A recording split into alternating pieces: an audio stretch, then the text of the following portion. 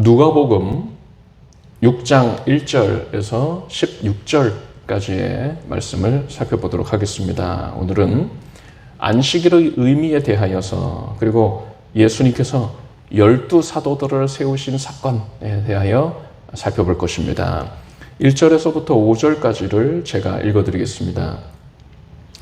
안식일에 예수께서 밀밭 사이로 지나가실새 제자들이 이삭을 잘라 손으로 비비어 먹으니 어떤 바리새인들이 말하되 어찌하여 안식일에 하지 못할 일을 하느뇨? 예수께서 대답하여 가라사대 다윗이 자기와 및 함께한 자들이 시장할 때에 한 일을 읽지 못하였느냐? 그가 하나님의 전에 들어가서 다만 제사장 외에는 먹지 못하는 진설병을 집어먹고 함께한 자들에게도 주지 아니하였느냐? 또 가라사대 인자는 안식일의 주인이니라 하시더라. 자, 안식일 논쟁이 나옵니다. 안식일의 영적인 의미는 우리 성도들이 신앙하는 그 내용의 핵심이다라고 할 수가 있습니다. 그리고 또한 이 안식일에 대한 그릇된 지식을 가지고 있으면 이단들에게 쉽게 미혹이 될 수 있습니다. 그래서 오늘은 안식일에 대해서 자세하게 살펴볼 것입니다. 하나님께서 6일간에 걸쳐서 온 우주를 창조하셨습니다. 그리고 하나님께서는 제7일째에는 쉬셨습니다. 안식하신 것이지요. 그리고 하나님께서는 바로 이 날을 안식일로 정하시고 사람들에게 안식일을 기억하여 거룩히 지키라. 엿새 동안은 힘써 내 모든 일을 행할 것이나 제7일은 너희 하나님 여호와의 안식일인즉 너나 내 아들이나 내 딸이나 내 남종이나 내 여종이나 내 육축이나 내 문 안에 유하는 객이라도 아무 일도 하지 말라. 이렇게 명령하셨습니다. 출애굽기를 보면 이스라엘 백성 중 한 사람이 안식일에 나무를 했다고 합니다. 그러니까 장작을 마련을 한 것이지요. 땔감 얻으려고 그랬겠지요. 이 사람이 안식일을 범하는 것을 사람들이 목격을 합니다. 그래서 그 사람을 붙잡아서 모세 앞으로 끌고 왔어요.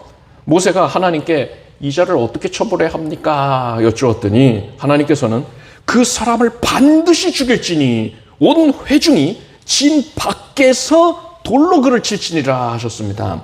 이스라엘 진 밖으로 끌어내라는 것은 그 사람이 더 이상 선민이 아니다.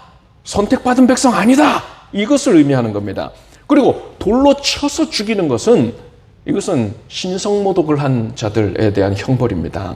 하나님께서는 안식일을 범한 자가 하나님을 모독한 것이다 라고 판단하셨던 거예요.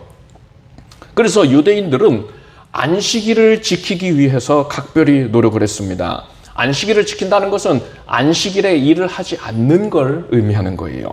그런데 오늘 본문에서 예수님께서 안식일에 밀밭 사이로 지나가셨는데 예수님과 동행하는 제자들이 배가 고파서 그 밀밭 사이로 지나가면서 밀 이삭을 잘라서 그것을 손으로 비벼서 먹었단 말입니다. 뭐 도둑질한 거 아니냐 하는데 그건 문제가 아니에요. 이렇게 나그네가 배고파서 밀 이삭을 부벼 먹는 것은 하나님께서 허용하신 바란 말입니다. 그런데 이 모습을 본 바리새인들이 예수님의 제자들이 어찌하여 밀 이삭을 안식일에 비벼 먹는 이런 일을 할 수 있느냐 하면서 정죄를 합니다. 이것은 바리새인들이 예수님을 고발할 그런 구실을 찾고 있는 겁니다. 예수님을 정죄해서 결국에는 죽음으로 몰고 가기 위한 수순을 밟고 있는 거예요. 제자들이 율법을 무시했는데 이거는 그들의 스승인 예수가 율법을 무시하기 때문이 아니냐. 예수가 온 백성들에게 그러한 악영향을 끼치고 있다. 그러니 예수를 신성모독한 죄로 다스려야 된다. 죽여야 된다. 이런 여론을 만들고자 했던 것입니다. 예수님께서는 이 말을 들으시고 그들에게 뭐라고 하셨느냐. 다윗과 함께한 자들이 배고팠을 때에 했던 행동을 상기를 시키십니다. 다윗이 사울을 피해서 도피 생활을 할 때에 오직 제사장들만 먹을 수 있었던 성전 그 성소 안의 진설병을 구해서 자신을 따르는 자들과 함께 먹었습니다. 이게 사무엘상에 나오는 이야기지요. 바리새인들이 볼 때에 다윗이 율법을 어긴 게 맞아요. 그러지 정죄받아야 마땅하단 말입니다. 그렇지만 그렇게 말할 수가 없는 게 하나님이 다윗을 지극히 기뻐하신 게 확실하잖아요. 그리고 다윗이 그 떡을 성전 떡을 가져다 먹는 성소의 떡을 가져다 먹는 그 순간에도 하나님이 다윗을 기뻐하고 계셨고 다윗을 각별히 지키고 계셨다는 게 너무나 분명하지 않습니까? 그러니까 다윗이 율법을 어겼어. 다윗이 벌 받아야 돼. 이렇게 해석을 할 수는 없는 노릇입니다. 그래서 이 바리새인들은 이 대목을 어떻게 해석했느냐? 다윗은 하나님께 기름 부음을 받은 자가 아니냐. 그러니 다윗은 제사장들만 먹을 수 있었던 진설병을 먹는 게 가능한 존재다. 기름 부음 받았으니까. 그리고 다윗의 주도하에 이 일이 이루어졌으니까 다윗을 따르는 자들이 이 진설병을 먹은 것도 가능하다. 하나님이 허용하신다. 이렇게 해석을 했어요. 이것은 지극히 올바른 해석입니다. 예수님께서는 바리새인들이 이 대목을 이렇게 해석하는 것을 그들에게 상기시키시면서 다윗보다도 큰 자인 메시아와 함께하는 이들이 안식일에 밀 이삭을 먹는 것이 죄가 되겠느냐 이렇게 말씀을 하신 거예요. 다윗은 기름 부음 받은 자지요. 다윗은 바로 기름 부음 받은 자 메시아 예수님에 대한 예표요 그림자의 역할을 한 자입니다. 기름 부음 받은 자의 실체는 누굽니까? 예수 그리스도이시잖아요. 따라서 하나님께서 다윗을 따르는 자들이 진설병을 먹을 수 있도록 허용을 하신 것은 왜 그러셨느냐? 예수님을 따르는 자들은, 예수께 속한 자들은 구약의 율법을 초월한 자들이 된다라는 것을 미리 상징하여 주신 거예요. 예표하여 주신 것이라고 볼 수 있는 겁니다. 예수님을 따르는 자들은 안식일 율법도 초월하게 되는 것입니다. 예수님을 따르는 자들은 구체적으로 어떻게 안식일 율법을 초월하게 되는 것입니까? 이것을 이해하기 위해서는요, 하나님께서 사람에게 안식일을 주신 이유를 분명히 알아야 됩니다. 하나님께서 안식일을 왜 만드신 것입니까? 하나님께서 천지를 창조하신 후에 어휴 너무 지쳤어. 나에게도 휴식이 필요해 하시면서 쉬신 겁니까?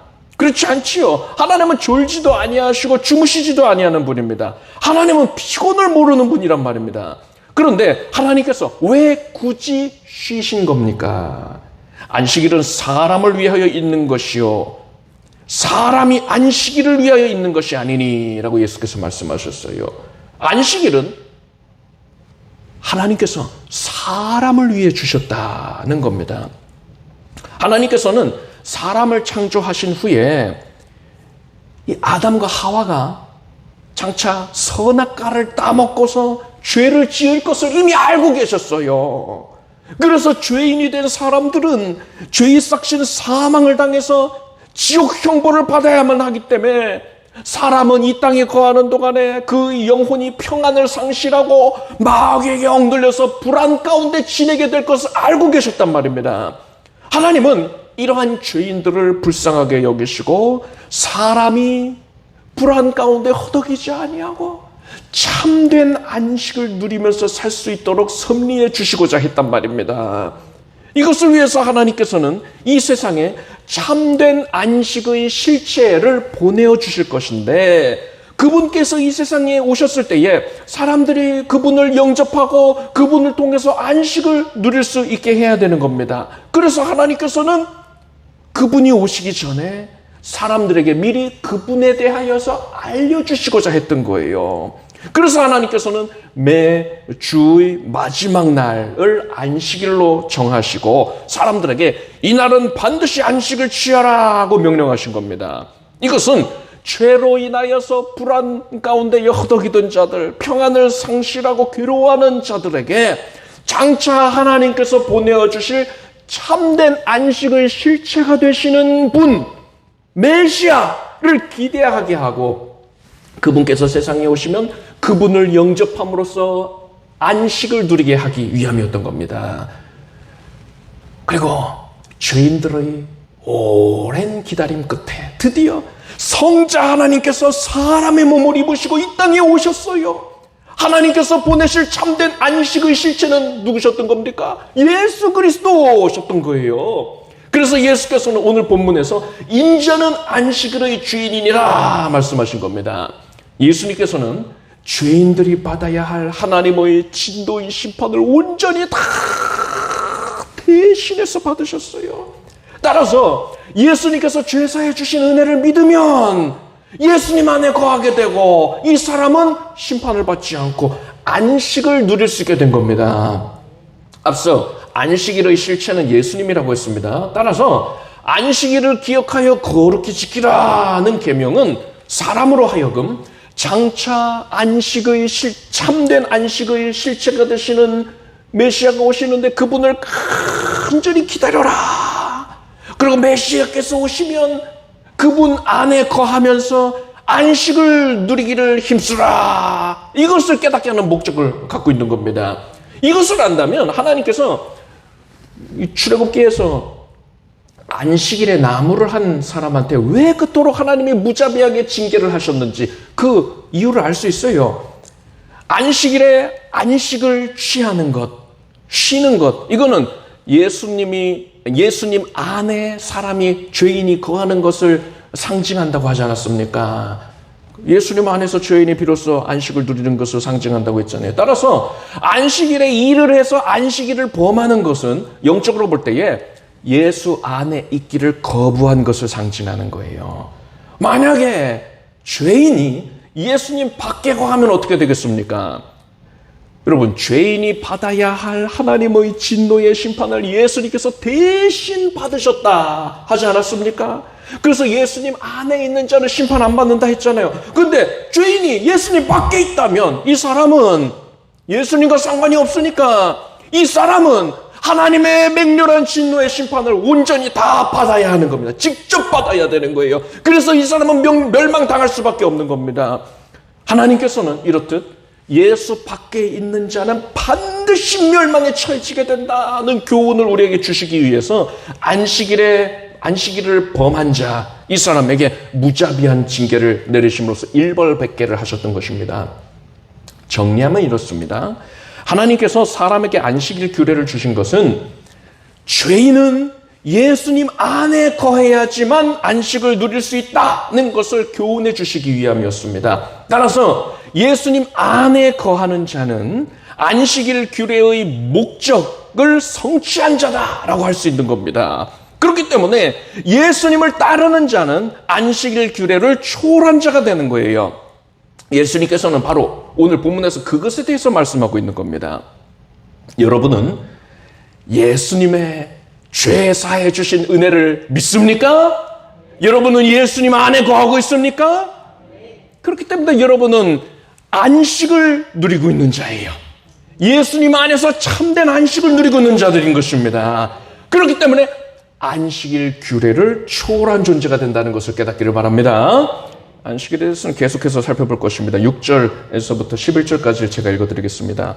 또 다른 안식일에 예수께서 회당에 들어가서 가르치실세 거기 오른손 마른 사람이 있는지라 서기관과 바리새인들이 예수를 송사할 빈거를 찾으려 하여 안식일에 병 고치시는가 엿보니 예수께서 저희 생각을 하시고 손 마른 사람에게 이르시되 일어나 한가운데 서라 하시니 저가 일어나 서거늘 예수께서 저에게 이르시되 내가 너희에게 묻노니 안식일에 선을 행하는 것과 악을 행하는 것 생명을 구하는 것과 멸하는 것 어느 것이 옳으냐 하시며 무리를 둘러보시고 그 사람에게 이르시되 내 손을 내밀라 하시니 저가 그리하매 그 손이 회복된지라 저희가 분기가 가득하여 예수를 어떻게 처치할 것을 서로 의논하니라. 앞단락에 이어서 안식일 논쟁이 계속 이어지고 있습니다. 예수님께서 안식일에 회당에 들어가셔서 손이 말라있는 사람, 그 손을 제대로 펴지 못하는 사람이 있죠. 이 사람을 고쳐주셨어요. 이 모습을 본 바리새인들은 어떻게 안식일에 병 고치는 일을 할 수 있느냐 하면서 예수님을 정죄했습니다. 오늘날의 유대인들, 그러니까 이스라엘에 사는 유대인들, 이 사람들 이스라엘뿐 아니죠. 뭐 미국이라든가 그 외에 온 나라의 유대인들이 살고 있는데 그런 유대인들 중에서 오늘날의 바리새인들과 유사한 모습을 보이는 이들이 여럿 있습니다. 안식일은 금요일 오후 6시경부터 다음 날인 토요일 오후 6시까지를 의미합니다. 이 기간 동안에 유대인들은 안식일을 지켜야 한다 하면서 아무 일도 하지 않으려고 합니다. 고대에는 음식을 조리하기 위해서 불을 피우는 것, 나무를 부빈다거나 뭐 바위를 부딪힌다던가 해서 불을 피우는데 그게 상당한 노동거리였습니다. 굉장히 어려운 일이었어요. 보통 일이 아니었어요. 그래서 하나님께서는 안식일에는 너희의 모든 처소에서 불도 피우지 말지니라 이렇게 명령을 내리셨단 말입니다. 그래서 유대인들은 오늘날에도 안식일에는 절대로 불을 켜서는 안 된다. 불을 피워서는 안 된다. 이렇게 생각하고 있어요. 구체적으로는 불을 피우는 노력을 해서는 안 된다. 이렇게 생각하는 거죠. 어느 목사님이 뉴욕에서 한 호텔에 들어갔는데 엘리베이터 앞에 검은색 모자를 쓰고 있는 한 유대인이 그 엘리베이터를 타지를 못하고 무척 난감해하고 있었어요. 여러분, 유대인들 중에 이 검은색 모자랑 옷 입고 있는 사람들은요, 굉장히 극단적인 자들이다. 극단적 보수주의자들이다. 유대주의자들이다. 그래서 율법을 굉장히 중시하는 사람들이라 이렇게 생각을 하시면 됩니다. 이 사람이 굉장히 난처해하고 있는 거예요. 그런데 이 유대인이 이 목사님이 엘리베이터에 가까이 오니까 굉장히 기뻐하는 겁니다. 그래서 이 목사님은 내가 아는 사람이던가 하고서는 생각에 잠겼어요. 근데 모르겠는 겁니다. 그래서 의아해하고 있었는데 이 목사님이 이제 엘리베이터를 타니까 이 유대인이 따라서 타는 거예요. 목사님이 가야 할 엘리베이터 층수를 눌렀습니다. 그러니까 옆에서 이 유대인이 자기는 몇 층을 좀 눌러달라 이렇게 부탁을 하는 겁니다. 아, 손이 불편한 분이셨구나 생각을 하고서는 손을 보니까 그렇지도 않아요. 손을 멀쩡하게 움직이고 있더란 말이에요. 그래서 무슨 어려움이 있습니까? 물었더니 이 유대인은 오늘이 안식일이어서 그렇습니다 하는 거예요. 안식일에 불을 피우면 안 된다. 불 피우는 노력하면 안 된다 하니까 엘리베이터의 버튼 누르면 불 들어오잖아요. 그럼 안식일을 범하게 된다는 거지요.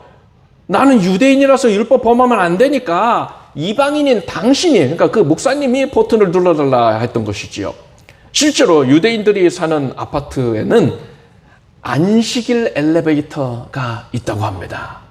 그러니까 안식일 기능을 담당하는 엘리베이터가 있어요. 이게 뭐냐, 엘리베이터 탈 때 버튼을 눌러서 불 들어오게 하고 층수 누를 때도 불 들어오게 하고 해야 되잖아요. 그걸 하지 않아도 되게끔 모든 층에 다 정찰을 하면서 문을 열어주는 그런 기능을 하는 엘리베이터가 있다고 해요. 그러니까 안식일 모드를 누르면은 그날은 매 층마다 1층에서 30층 됐건 간에 매 층마다 서서 문을 여는 겁니다. 그리고 유대인들은 안식일에도 전등을 켜서는 안 된다. 안식일에는 전등조차도 켜면 안 된다. 이렇게 생각을 하고 있기 때문에 안식일이 되기 전날을 집안의 전등을 모두 다 켜놓고 난다고 합니다. 전등 스위치를 다 켜놓고 잔대요. 그래야지 다음날 불을 켜는 노력을 하지 않아도 되니까요. 여러분, 하나님께서 안식일을 기억하여 거룩히 지키라 말씀하셨는데 이 유대인들처럼 엘리베이터 층수도 누르지를 않고 전등도 전날 미리 다 켜놓으면 그러면 안식일을 지키는 겁니까? 그렇지 않지요. 안식일을 지키라는 명령의 진정한 의미는 이미 말씀드렸잖아요. 오직 예수 안에 거하면서 안식을 누리라.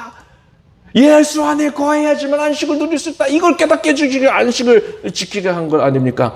따라서 예수님의 대속의 은혜를 믿는 자는 이미 안식일을 지키고 있는 겁니다.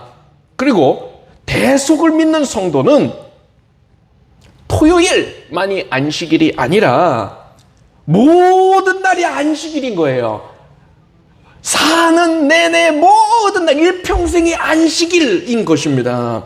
자, 그렇다면 이제 질문이 생기죠. 오늘날의 주일은 어떤 의미를 가지고 있습니까? 여러분, 주일은 안식일이 아니에요. 잘못 알고 있는 겁니다. 주일은 예수님께서 부활하신 날을 기념하는 날이에요. 예수님께서는 예수님이 안식일을 성취하셨다, 안식의 실체가 되신다라는 걸 드러내시기 위해서 예수님이 굳이 어느 날에 부활하셨지요? 안식일 다음 날, 안식 후 첫날에 부활하셨단 말입니다. 안식일에 부활하실 수도 있었잖아요. 근데 아니에요. 안식일을 성취했다는 것입니다. 그래서 안식 후 첫날에 부활하셨어요. 제자들에게 어떤 날 나타나셨지요? 안식일에 나타나셨습니까? 아니에요. 안식 후 첫날 제자들에게 나타나셨어요. 그리고 성령께서는 언제 강림하셨습니까? 안식 후 첫날 성령이 강림하셨어요. 그래서 사도들은 여기서 영적인 통찰을 얻었단 말입니다.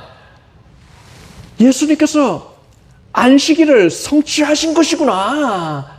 그래서 우리는 더 이상 안식일을 지키는 것이 의미가 없구나. 이제는 예수님께서 부활하신 날을 지키자. 안식을 완성하신 날을 지키자. 그래서 예수님이 부활하신 요일을, 그러니까 일요일을 주님의 날이라고 부르면서 그 날을 예배일로 지키기 시작한 겁니다.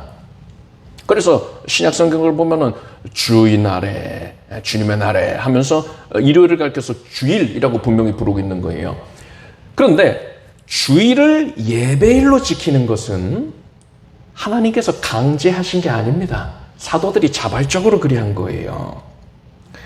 구약시대에 안식일을 지키지 않으면 처벌을 받지 않았습니까? 그런 강제적인 성격이 있었어요. 안식일을 준수하는 것은. 그런데 신약시대의 주일은 예수님이 부활하신 날을 기념한다라는 자발적인 성격이 강한 겁니다. 자, 그렇다면 주일을 지키지 않아도 되는 겁니까?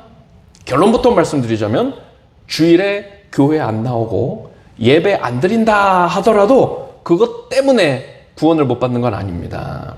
그런데 여기서부터가 중요해요. 이 말을 듣고서 그러면 주일날 교회 안 가도 되겠다 이렇게 생각을 하는 분이 만약에 계시다면, 성도들 가운데 그런 이가 있다면 이건 뭘 의미합니까?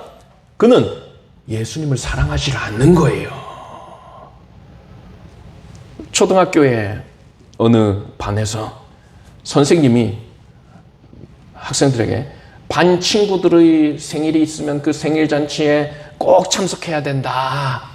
만약에 그 생일잔치에 참석하지 않는 학생이 있다면 내가 혼내줄 거야. 이렇게 선생님이 말했어요. 그래서 어느 친구의 생일잔치가 있으면 반 친구들 전원이 그 생일잔치에 항상 참석을 해야만 했단 말입니다. 그런데 어느 날 이제 선생님이 이제부터는 강제하지 않을게. 생일잔치에 참석하고 싶은 사람만 참석하도록 해. 이렇게 말을 한 거예요. 그리고서 이제 어느 학생의 생일잔치가 있었습니다. 그 생일잔치에 어떤 아이들은 참석을 했어요. 그리고 또 다른 아이들은 뭐 안 가도 된다며 이러면서 참석하지 않았습니다. 자, 보십시오. 혼나지 않는데도 불구하고 자발적으로 생일잔치에 참석한 아이들. 이 아이들은요, 이 생일을 맞은 아이를, 그 친구를 진정으로 아끼고 사랑하는 아이들이다 라고 볼 수가 있어요. 반면에 참석하지 않은 학생들은요, 생일을 맞은 친구를 사랑하지 않았던 겁니다. 기쁘게 해주고 싶지가 않았던 거예요. 이렇게 판가름이 나는 거예요. 사도 바울은 만일 누구든지 주를 사랑하지 아니하거든 저주를 받을지어다 주께서 임하시느니라 선언했습니다. 신약 시대의 오늘날의 주일 예배는 강제성이 없습니다. 주일 예배 안 드린다고 해서 구원 취소되고 그러진 않아요. 그렇지만 강제성이 없기 때문에 하나님께서는 이를 통하여서, 즉 주일 예배를 잘 지켰느냐 그렇지 아니했느냐 이것을 통하여서 하나님은 그 사람이 정녕 하나님을 사랑하는 자냐 그렇지 아니하냐 이것을 판가름하신다는 사실을 여러분이 깨닫기를 바랍니다. 진정으로 구원을 받은 성도는 주일에 아무리 바쁘고 피곤하다 하더라도 내가 예수님을 사랑하기 때문에 교회에 나가서 예배 드리는 것을 당연하게 여기게 되는 것입니다. 예수님의 부활을 기념하고 축하하는 것을 큰 기쁨으로 여기게 되는 거예요. 반면에 주일에 교회에 가지 않아도 되는 거 아니야? 예배 안 드려도 된다며 이렇게 스스로 변명하는 자, 합리화하는 사람은 그만큼 하나님을 사랑하지 않는 것이고 이 사람은 애초에 구원을 받지 못했을 가능성이 대단히 큰 것입니다. 여러분, 이것을 명심하세요. 안식일과 주일은 분명히 다른 겁니다. 개념 자체가 달라요. 요일만 다른 게 아니라, 안식일은 토요일이고 주일은 일요일인데 요일만 다른 게 아니라 영적인 의미 자체가 달라요. 안식일을 지키는 것은 장차 오실 예수님 안에 거해야지만 심판을 면함할 수 있다라는 것을 의미하는 것이고, 주일을 지키는 것은 예수님이 안식을 성취하셨어, 나에게 안식을 주셨어, 예수님이 그것을 위해서 부활하셨어, 이것을 기념하는 겁니다. 오늘날에는 당연하게도 이 안식일, 토요일을 문자적으로 지킬 필요 없어요. 그렇다고 해서 주일까지 지킬 필요가 없다, 이거 아니란 말입니다.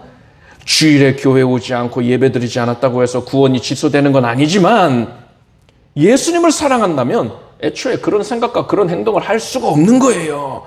여러분은 안식일과 주일의 영적인 의미를 분명하게 깨닫고, 여러분이 하나님을 사랑하기 때문에 주일을 지키는 것을 기쁨으로 여기게 되길 바랍니다.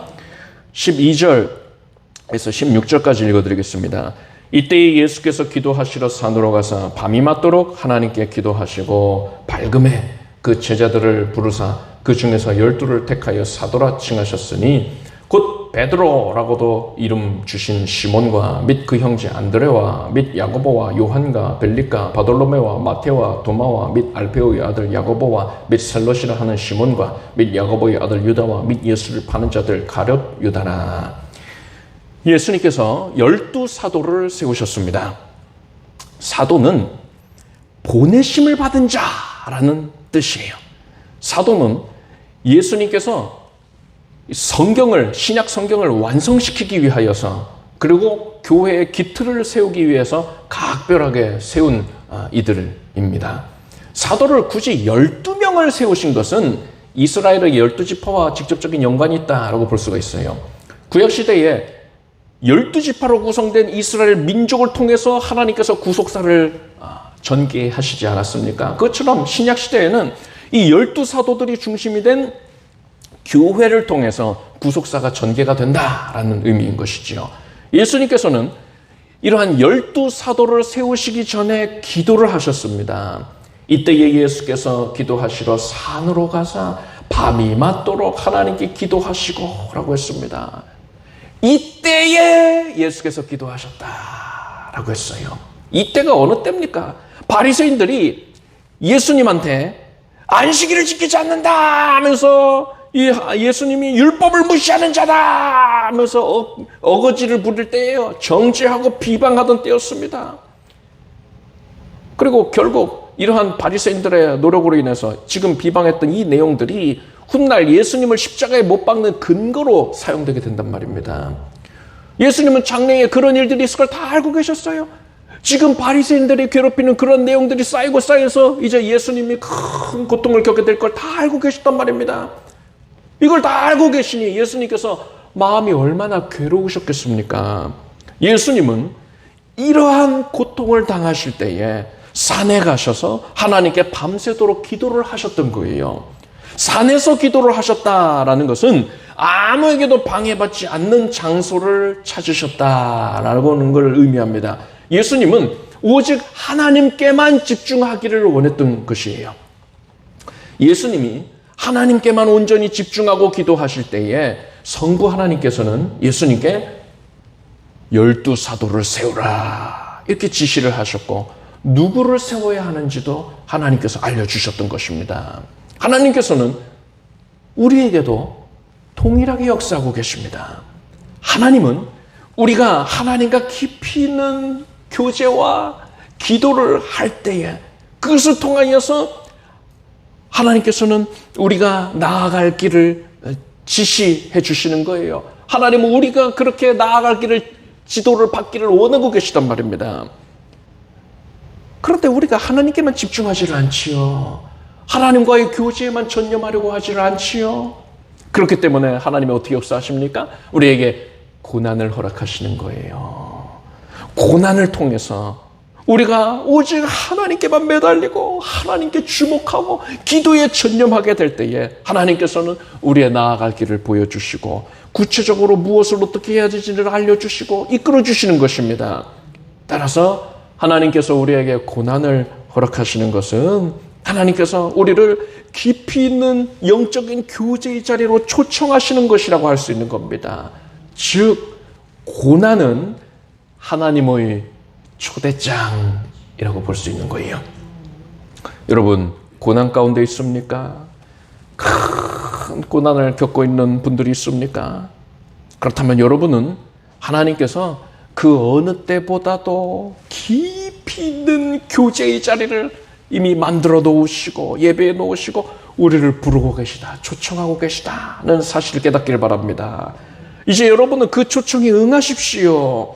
그래서 예수님께서 그러셨듯이 오직 하나님께만 주목하며 하나님께만 전념하는 그러한 기도의 시간을 갖기를 바랍니다.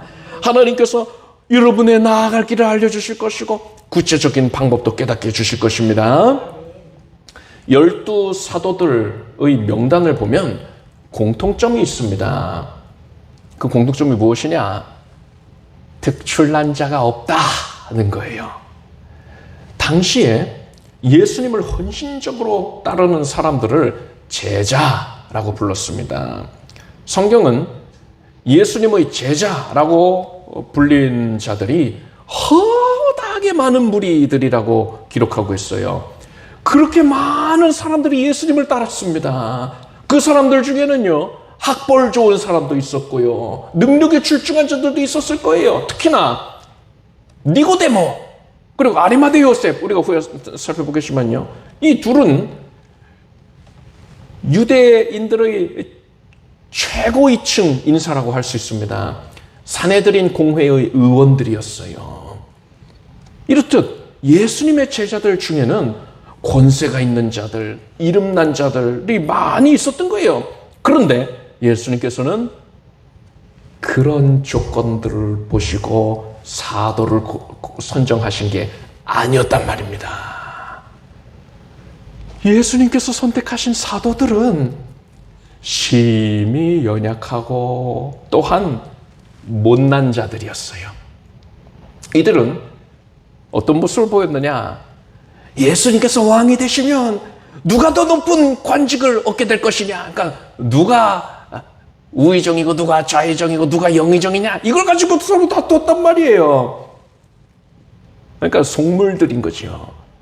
또 요한과 야고보 형제는 자신들의 길을 막아서는 사마리아인들에게 불을 내려서 멸하게 하리까 이렇게 예수님한테 말할 정도로 혈기를 부리는 자들이었습니다.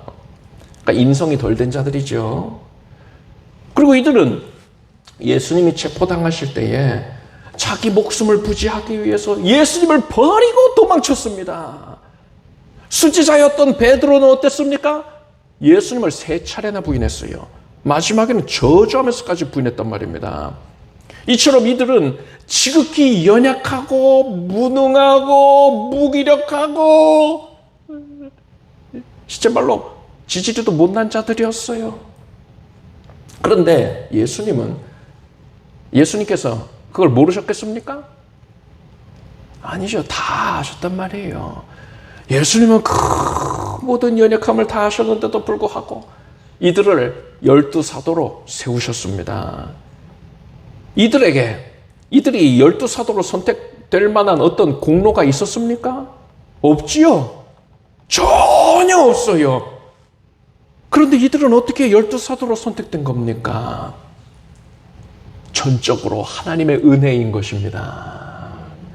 사도 바울은 찬송하리로다 하나님 곧 우리 주 예수 그리스도의 아버지께서 그리스도 안에서 하늘에 속한 모든 신령한 복으로 우리에게 복 주시되 곧 창세전에 그리스도 안에서 우리를 택하사 우리로 사랑 안에서 그 앞에 거룩하고 흠이 없게 하시려고 그 기쁘신 뜻대로 우리를 예정하사 예수 그리스도로 말미암아 자기 아들들이 되게 하셨으니 라고 했습니다. 우리는 창세전부터, 세상을 열기 전부터 하나님의 자녀가 되기로 하나님께 선택을 받은 백성들인 겁니다. 우리가 하나님의 선택을 받을 만한 어떤 공로가 있었습니까? 없지요. 아무것도 없어요. 우리는 하나님을 모르는 자들이었고 마귀의 종이 되어서 마귀를 위해서 살고 있었단 말입니다. 그런데 그런 우리들을 선택해 주시고 예수 믿는 믿음을 우리에게 허락해 주셨으니까 전적으로 하나님의 은혜라고 말할 수밖에 없는 것입니다. 우리가 이런 막대한 은혜를 받은 자들인데 우리가 마치 어떤 공로가 나에게 있어서 택함받은 것인 마냥 그렇게 우쭐댄다면 되겠습니까? 앞서 사도들이 아무런 공로가 없는데도 그들이 선택받았는데도 불구하고 그들이 서로 치고받고 하면서 서로 자기가 크다면서 우열을 가리기도 했다고 했어요. 우리는 교회에서 그리고 또한 세상에서 네가 크냐 내가 크냐 하면서 우열을 가리려고 하고 있지는 않습니까? 요한과 야고보가 불덩이를 내려서 저들을 멸하게 할까요? 이렇게 혈기를 부리는 것처럼 우리는 내 마음에 들지 않는 자들에게 혈기를 부리고 있었던 것은 아닙니까?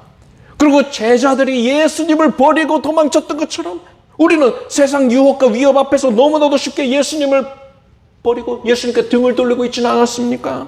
이것은 은혜를 받은 자가 보일 모습이 아닌 것입니다. 우리가 이런 모습을 보이고 있었다는 것은 우리가 얼마나 큰 은혜를 받았는지를 망각하고 있었다는 걸 의미하는 거예요. 이제는 그래서는 안 됩니다.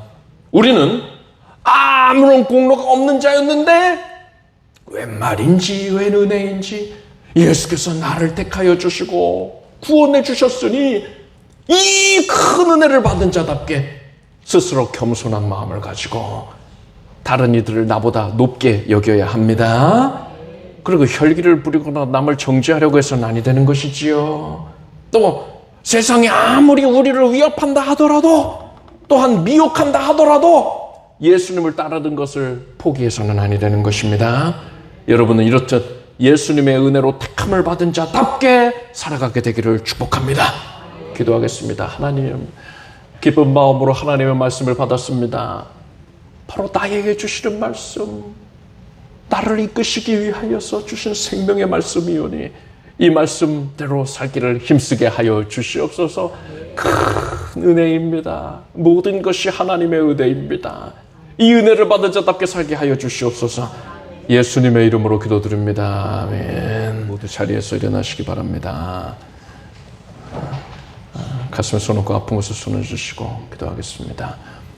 하나님, 예수 그리스도께서 우리에게 오늘날 큰 은혜를 내려주셔서 참으로 감사드립니다.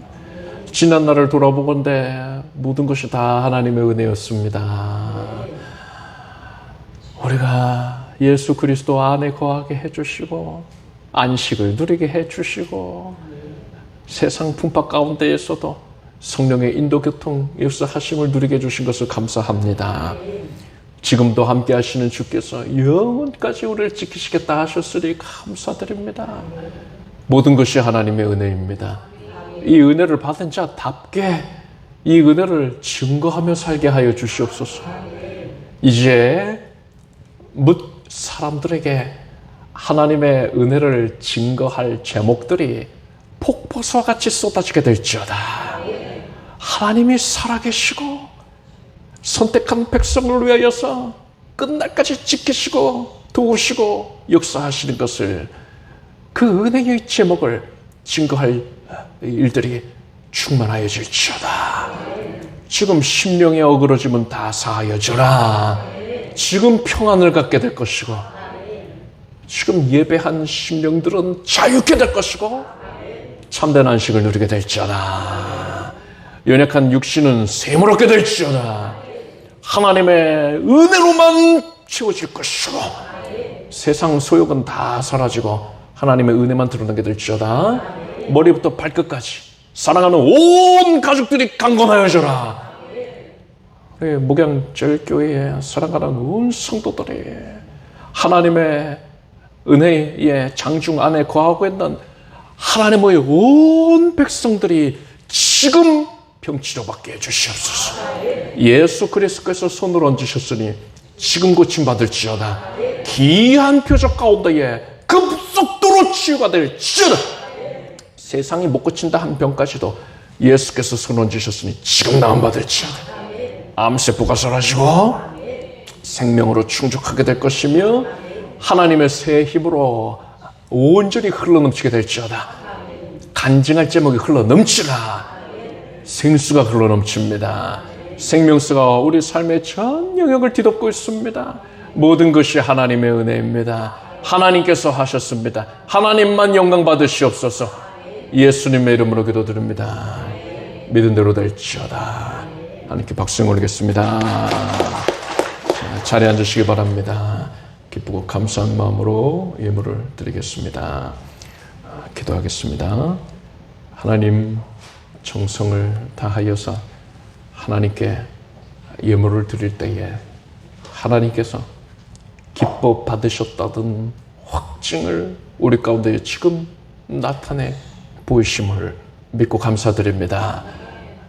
하나님의 내 이 기도와 나의 예배를 정녕 연락하셨다는 놀라운 확신에 사로잡혀서 감사와 감격 가운데에 헌신하게 하여 주시옵소서. 예수님의 이름으로 기도드립니다. 주신 예물 위에 축복 기도하겠습니다. 하나님께 감사드립니다. 모든 것이 하나님의 은혜였음을 고백하오며 정성을 담아서 예물을 올렸습니다. 오늘 주 앞에 헌신한 예배한 모든 심령들을 하나님께서 복 주시옵소서. 예수님의 이름으로 기도드립니다. 아멘.